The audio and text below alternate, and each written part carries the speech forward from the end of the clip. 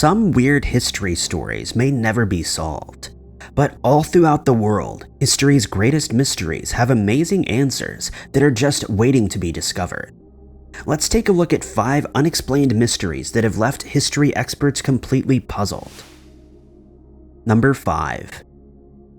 Millions of dollars of gold have been successfully hidden somewhere in the Scottish Highlands for hundreds of years. But the true story behind this buried treasure has a rather dark history.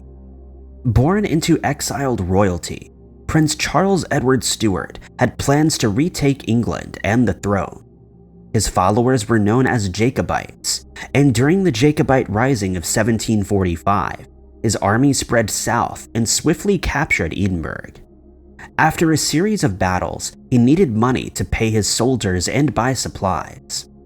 Eventually, a French ship came to help with 200 reinforcements and 13,000 pieces of gold, only to be intercepted by a Royal Navy ship. The lack of supplies contributed to a massive defeat for the Jacobites in early April of that year. The uprising was crushed, but news did not reach France and Spain until much later.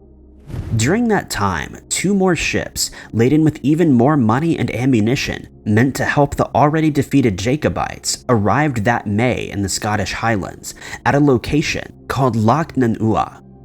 Crew members were still unloading gold when a British ship spotted them, at which point the ships dropped everything and fled.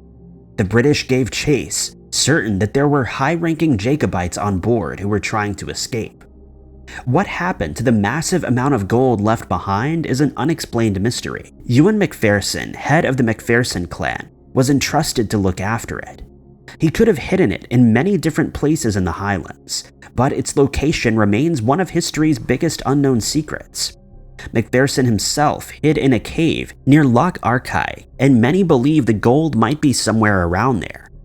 In 2020, a group of metal detectors discovered a number of Jacobite buttons, coins, and musket balls that could have belonged to the famous fleeing ships. However, like countless other treasure hunters who have tried to solve this historical mystery before, they did not return with the gold. Number 4. Very little is known of Fulcanelli, a legendary French alchemist, writer, and teacher, believed to have been born sometime in the late 1800s. He spoke multiple languages, including Greek and Latin, and could perform amazing feats. According to one history story, he taught a student how to turn lead into real gold. In 1926, 300 copies of The Mysteries of the Cathedrals were published under Fulcanelli's name. In this strange book, he suggested the secrets of alchemy could be found hidden in the images on the walls of the Notre Dame Cathedral. Fulcanelli spoke of a secret communication, a hidden language that could lead to, in his words, solving the depths of all of the world's mysteries. He also wrote that the linguistic magic in the cathedral was left behind by descendants of a secret group that he himself belonged to. Furthermore, understanding this ancient language has transformative properties that can bend the rules of reality beyond our mortal comprehension. In other words, alchemy.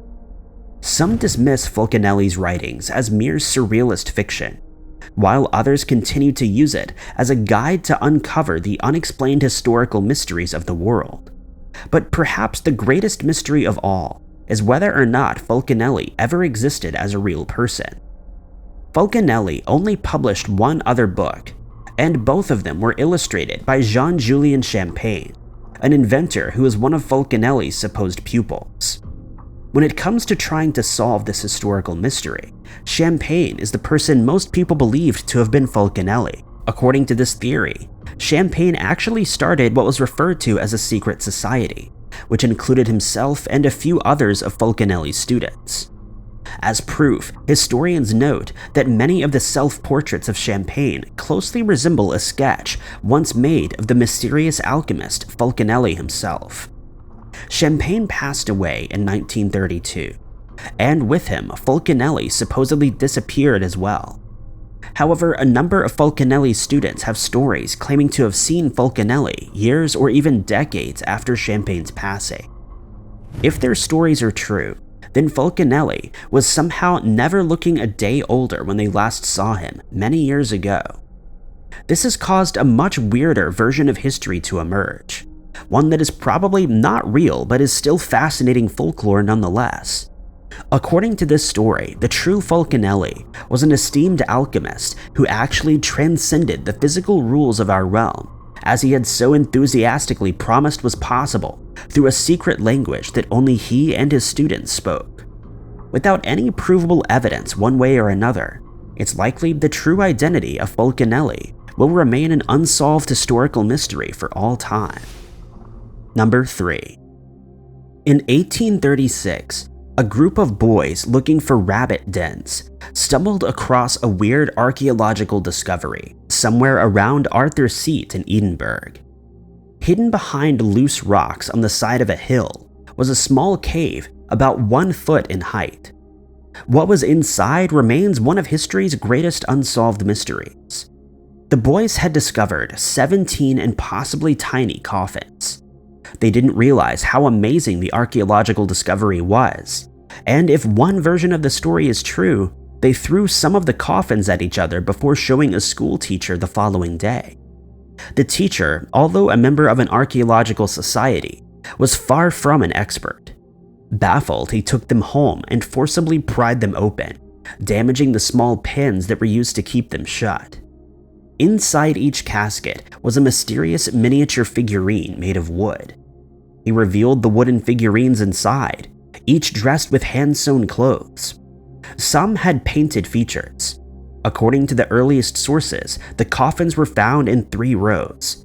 2 rows with 6 and another row with a single coffin. At first, it seemed that some had been placed in the secret cave earlier than others. The clothes were more decayed and the paint more faded. Others looked like they'd been placed there only recently. The collection was bought by a private collector, then disappeared. It wasn't until 1901 when some of the collection was recovered.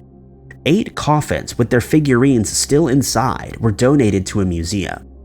Since then, archaeologists have tried to uncover the secrets of this strange mystery. It was discovered that the coffins themselves were hand-carved.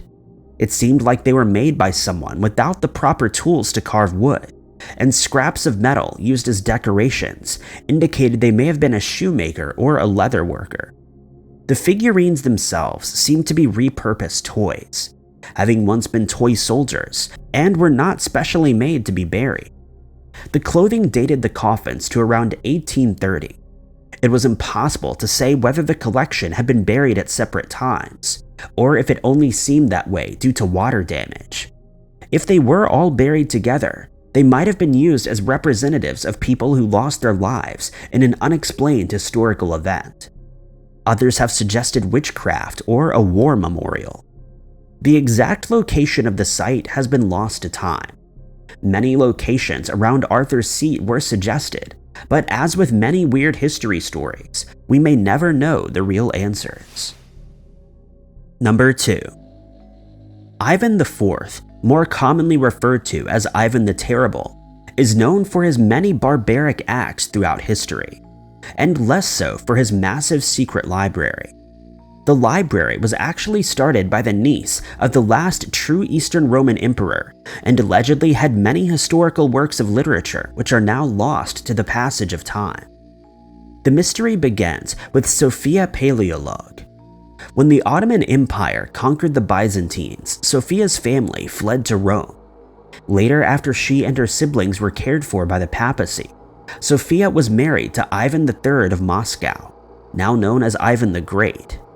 The Pope hoped it would bring Russia closer to the Catholic Church, but it didn't. Sophia brought with her books that her father had saved from the Imperial Library in Constantinople.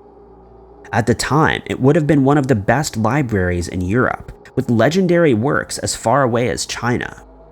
In addition to expanding the library, Ivan the Terrible was the first to request some of the works to be translated into Russian. According to the legend, the scholars were reluctant, as they feared he may use sacred knowledge to practice dark magic. What exactly he learned from these tombs has been lost to ancient history. When Ivan IV passed away, The secret of the library's location went with him. Where it is today remains one of history's greatest mysteries. Some even claim Ivan put a curse on the library so that intruders would go blind, a tale that falls in line with his dark and disturbing history. Russia was thrown into a time period historically known as the Troubles, with invasions from Poland.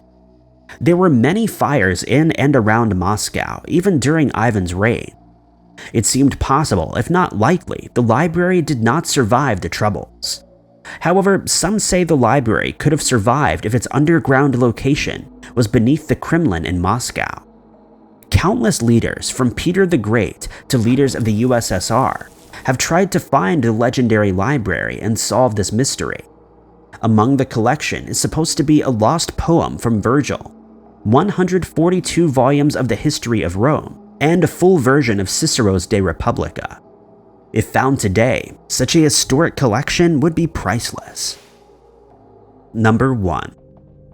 The city of Naya once stood along the Silk Road trade route that connected ancient China to Europe. It was an oasis in the middle of the desert, home to thousands. And then the ancient civilization was mysteriously abandoned, disappearing beneath the sands until its rediscovery in 1901. Why it was abandoned remains an unexplained historical mystery that the world's greatest archaeologists have been unable to solve in modern times. Naya was populated from at least the 4th century BCE to around the 6th century CE. It was referred to in China's texts as the Kingdom of Jingzhou, a city that lay in the Taklamakan Desert. At the height of its greatness, around 3,350 people were housed here, along with an army of around 500 soldiers. The culture was a harmonious mix of Romans, Chinese, Mongolians, and Tibetan people who enjoyed a peaceful history up until a powerful king, with the seal of a golden camel, fell in love with a woman who wanted to marry someone from another tribe. War ensued until, according to ancient history stories, the gods caused a sandstorm to bury the kingdom as divine punishment. Explorers still aren't sure what caused the unexpected ending of Naya, but in 1901, they discovered many ancient artifacts throughout its history. Jewels, coins, pottery, letters, and other personal belongings that residents wouldn't abandon unless they were in a hurry. Many of the letters, which were little more than 2 pieces of wood tied together with a string, were found unopened as if they hadn't been sent. This wasn't anything gradual like a river drying up and forcing the residents to relocate. Archaeologists concluded whatever happened to Naya happened suddenly. Some sources even claim there was evidence that dogs had been tied up outside, as if residents expected to return home shortly thereafter. War might be the answer to this unsolved mystery, although if so, no evidence of a skirmish has ever been found. It's possible this untold story could someday be solved. So far, the treacherous terrain hampers the efforts of those who try. With no other evidence to go on, historians continue to puzzle over the old legends in the hopes of one day solving the mystery. Thank you guys so much for watching. If you liked this video, be sure to hit that like button. Also, don't forget to subscribe and click that notification bell to keep up to date with all of our future uploads. But my name is Ty Knotts, and I'll catch you guys in the next video.